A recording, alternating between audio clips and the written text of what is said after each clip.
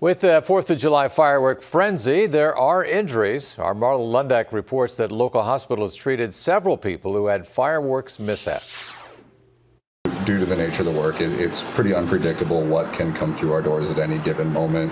This time of year, emergency rooms prepare for a slight uptick in patients, and that's because of these.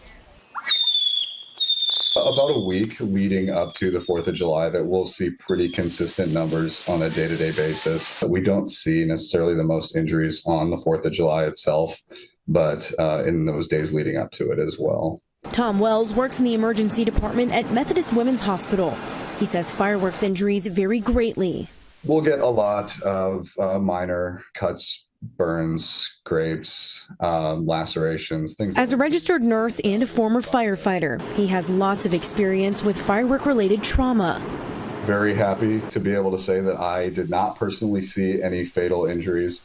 Unfortunately, in the past, I have been involved in the care of some injuries that turned out that way, but this year, thankfully, no. While deaths are less common from fireworks, Wells says serious injuries are not.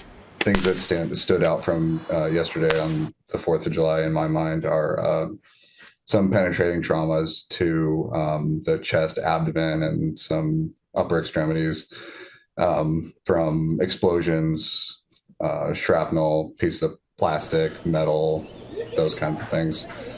When it comes to the explosives, Wells says safety precautions and education on risks is a must, but says they're always ready in case something goes wrong. On your site in Omaha, Marla Lundak, 6 News. Officials with CHI Health say in Omaha, 26 patients were treated for fireworks-related injuries. That's from the 1st through the 4th. And this note, it is now illegal to discharge fireworks. Noise complaints should be directed to non-emergency police lines.